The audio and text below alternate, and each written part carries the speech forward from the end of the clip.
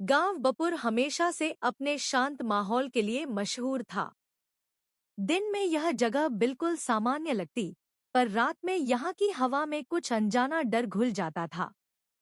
गांव वाले कहते थे कि पुराने कुएं के पास रात होते ही कोई चलता है, लेकिन इंसान नहीं। एक शुरुआत अकेली राह।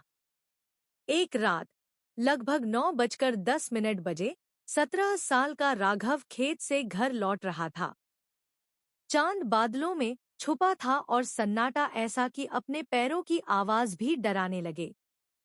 रास्ते में वह उसी पुराने कुएं के पास से गुजरा। कुएं के पास हल्की सी सरसराहट सुनाई दी।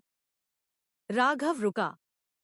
अंधेरे में किसी की परछाई कांपती हुई दिखाई दी, जैसे कोई झुककर कुएं में झांक रहा हो। उसने आवाज लगाई, कौन है वहां? परछाई धीरे धीरे सीधी खड़ी हुई, फिर उसकी ओर मुड़ी। पर चेहरा बिल्कुल सफेद था, आंखें गहरी काली और बिना पलक झपकाए। राघव का दिल धक से रुका। वह तेजी से कदम बढ़ाने लगा। दो घर के भीतर डर। घर पहुंचकर उसने दरवाजा अंदर से बंद किया। मां सो चुकी थी। वह सीधे अपने कमरे में गया, पर जैसे ही लेटा, ठक ठक ठक, कोई उसके कमरे के दरवाजे पर दस्तक दे रहा था। मां, राघव ने धीरे से कहा। कोई जवाब नहीं। दस्तक और तेज हुई। वह डरते डरते दरवाजा खोलता है। बाहर कोई नहीं, लेकिन फर्श पर मिट्टी के पैरों के निशान थे, जो खिड़की के बाहर से आए थे।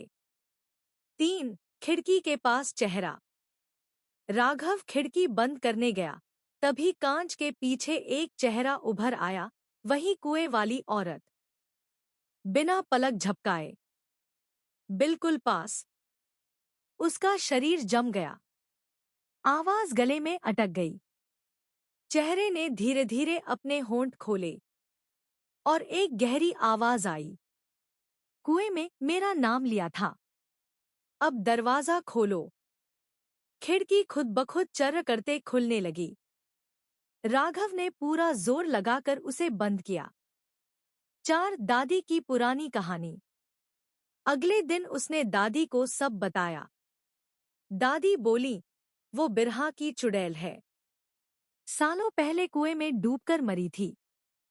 रात 9 के बाद वो अपनी खोज में निकलती है। जो उसे देख ले, वो उसके पीछे लग जाती है।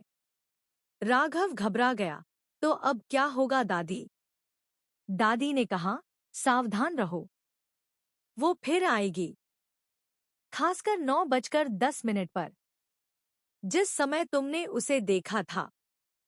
5 अगली रात असली मुसीबत। रात के 9 बज चुके थे। राघव बैठा घड़ी देख रहा था। 9:09, 9:10, और उसी समय पूरे घर की लाइट एकदम गुल। अंधेरा।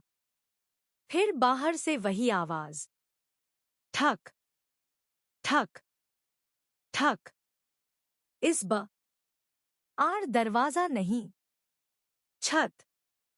जैसे कोई चारों हाथ पैर से रेंग रहा हो। कमरे की खिड़की धीरे धीरे खुलने लगी। हवा ठंडी हो गई। राघव ने फोन की फ्लैशलाइट जलाई और रोशनी खिड़की पर डाली।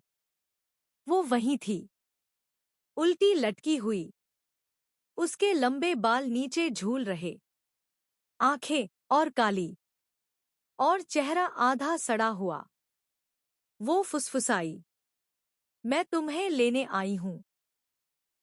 6 पीछा। राघव भागकर बाहर निकला। पूरी रात गांव की गलियां सुनसान थी।